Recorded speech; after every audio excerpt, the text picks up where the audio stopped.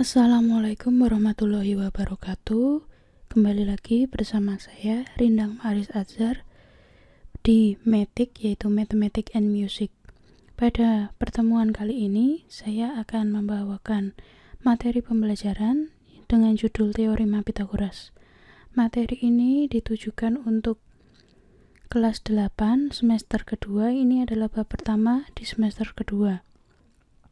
Part ini masih part pertama, yaitu saya akan menjelaskan tentang pengantar, bagaimana seorang tokoh, ini tokoh Pythagoras, bagaimana dia bisa menemukan teorema tersebut dan untuk apa kegunaannya. Selanjutnya, apa itu teorema Pythagoras? Nah, ini gambaran pada kehidupan sehari-hari. Misalkan teman-teman sekalian sekolahnya di sini. Nah, pada jam istirahat tentunya siswa-siswa akan membeli makanan, minuman. Nah, misal warung yang ada itu ada di seberang lapangan, letaknya di sebelah kanan pojok sini. Nah, karena waktu istirahat itu kan tidak lama ya, hanya sebentar, biasanya hanya beberapa menit. Nah, pastinya siswa-siswa akan terburu-buru langsung menuju ke warung. Nah, ada dua jalur alternatif yang bisa dilalui. Nah, teman-teman bisa melalui jalur biru ini, nah, atau melalui jalur merah ini. Menurut teman-teman, mana jalur yang bisa lebih mudah dilalui? Nah, pastinya sebagian besar teman-teman akan memilih yang jalur merah ini karena ini jaraknya lebih dekat. Nah, salah satu contoh dalam kehidupan sehari-hari ini juga merupakan aplikasi dari teorema Pythagoras.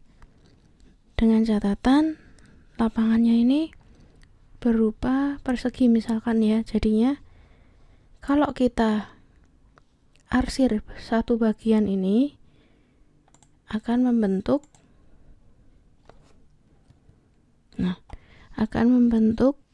segitiga siku-siku. Nah, dari sinilah Pythagoras membahas teoremanya. Nah, misalkan kita ingin mencari tahu jarak dari sekolah ke warung itu berapa meter. Nah, itu nanti kita juga bisa menghitungnya dengan mudah menggunakan teorema Pythagoras tersebut. Nah, tetapi bagaimana cara mencarinya? Kita bisa membuat rumus itu. Bagaimana kita mengetahui rumus Pythagoras? Nah, ini kita bisa melakukan beberapa percobaan. Ada 4 segitiga. Misalkan segitiga pertama itu panjang sisinya AB, kemudian panjang sisinya BC. Nah, yang AB 3 cm, BC-nya misal 4 cm. Nah, ini dengan catatan siku-sikunya terletak di B ya. Nah, ini percobaan ini bisa kita lakukan, bisa digambar dengan buku berpeta, atau kita juga bisa menggunakan penggaris. Contohnya seperti ini. Ini kita menggambar yang segitiga pertama dulu. Misalkan ini tadi kan AB 3 cm, BC 4 cm. Kita gambar dulu yang pertama, AB 3 cm. Nah, kemudian yang BC 4 cm.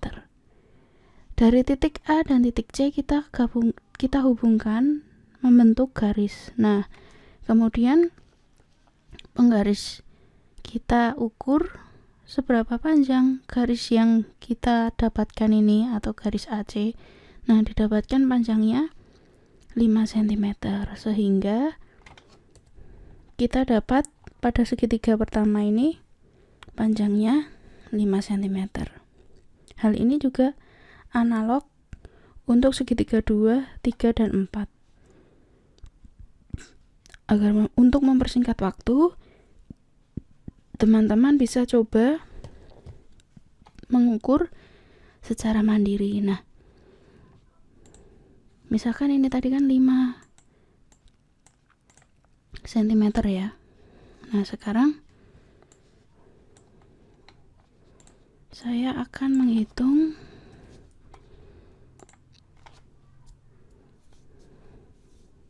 AB kuadratnya. Kita fokus dulu di segitiga pertama.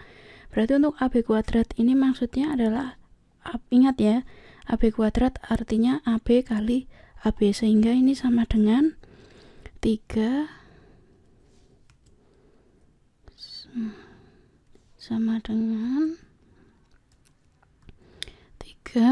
kali 3, berarti sama dengan 9.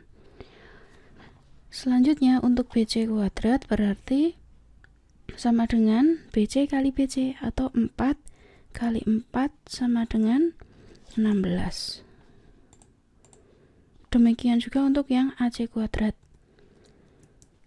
artinya AC kali AC, atau 5 kali 5 sama dengan 25. Nah, untuk yang segitiga yang kedua, kita juga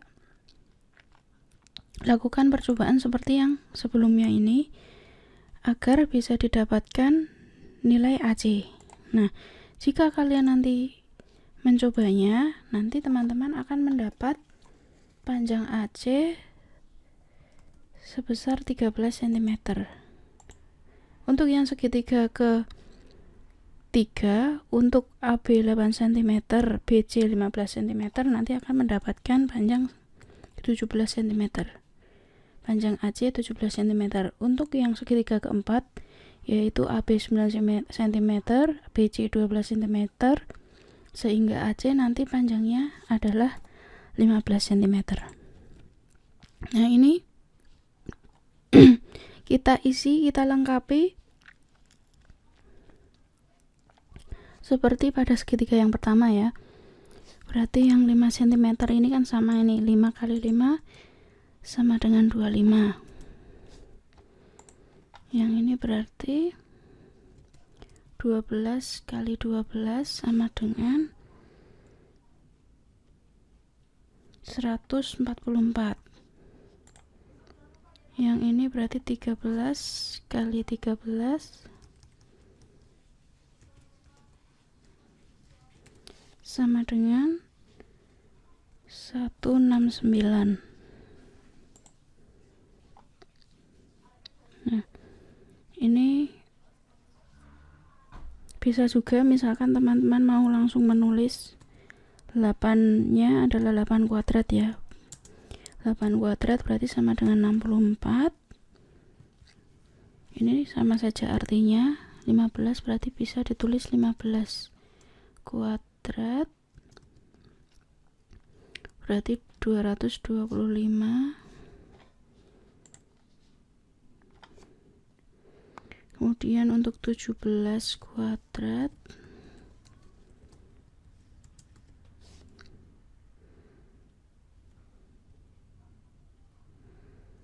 (289). 9 kuadrat sama dengan 81. Kemudian untuk 12 kuadrat sama dengan 144.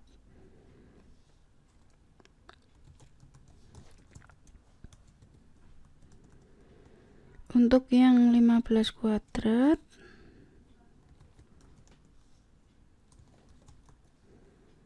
sama dengan 225. Nah, dari percobaan ini teman-teman bisa mencari hubungan dari setiap sisi. Yang pertama sisi AB, sisi AB, sisi BC, dan sisi AC. Nah, bagaimana jika ketiga sisi itu dikuadratkan? Apa hubungannya?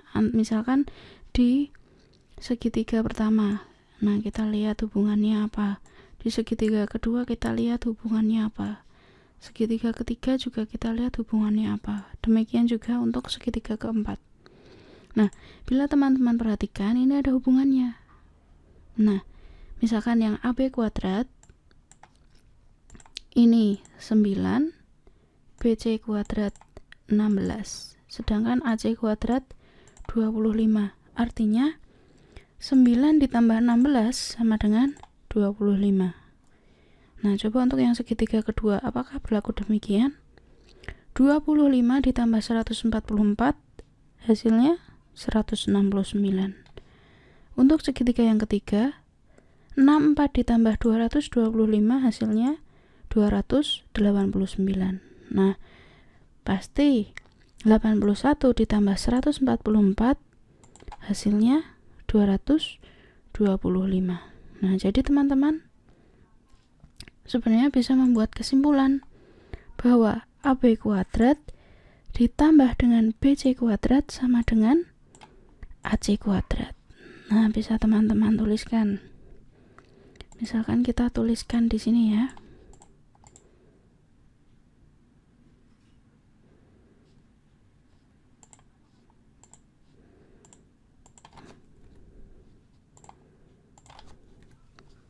Tadi kita dapat BC kuadrat AB kuadrat ya. AB kuadrat ditambah BC kuadrat sama dengan AC kuadrat. Kita cek lagi. AB kuadrat tambah BC kuadrat sama dengan AC kuadrat. Ya, benar ya. Nah, ini juga berlaku jika kita ingin mencari AB kuadrat, artinya ya benar, AC kuadrat dikurangi BC kuadrat hasilnya AB kuadrat. Coba 25 kurangi 16 sama dengan 9. Nah, ini berlaku sifat aljabar ya.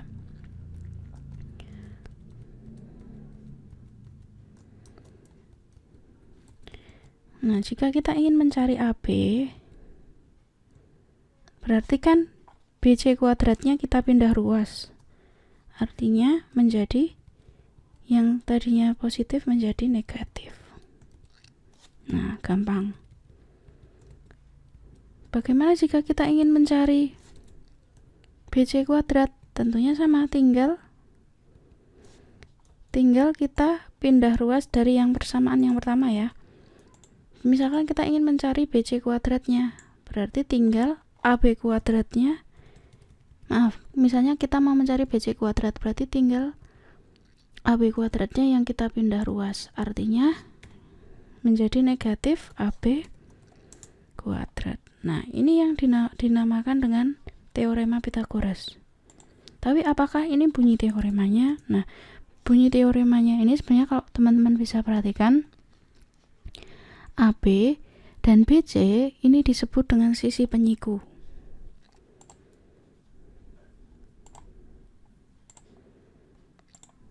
Nah, ini disebut dengan sisi penyiku.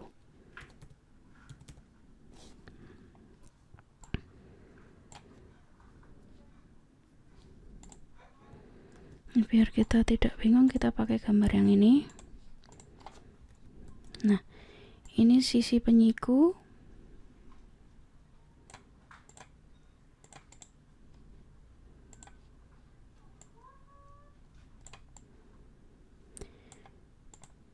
Kemudian BC, dia juga disebut dengan sisi penyiku. Kenapa disebut dengan sisi penyiku? Karena sisinya membentuk siku-siku di B. Nah, bagaimana dengan AC? Nah, AC ini disebut dengan sisi miring atau hipotenusa. Nah, gitu ya.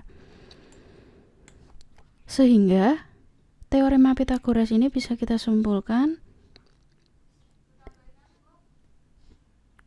kuadrat dari sisi miring sama dengan jumlah kuadrat dari sisi penyikunya. Nah, seperti itu. Jadi ini bukan berlaku berbunyi harus AB kuadrat BC kuadrat sama dengan C kuadrat. Ini nanti kalau misalkan dia bukan ABC atau diubah menjadi PQR, pasti rumusnya menjadi berbeda. Jadi yang bisa kita simpulkan, atau misalkan kita mau membuat rumus sendiri agar tidak mudah lupa, bisa kita buat rumus seperti ini. SM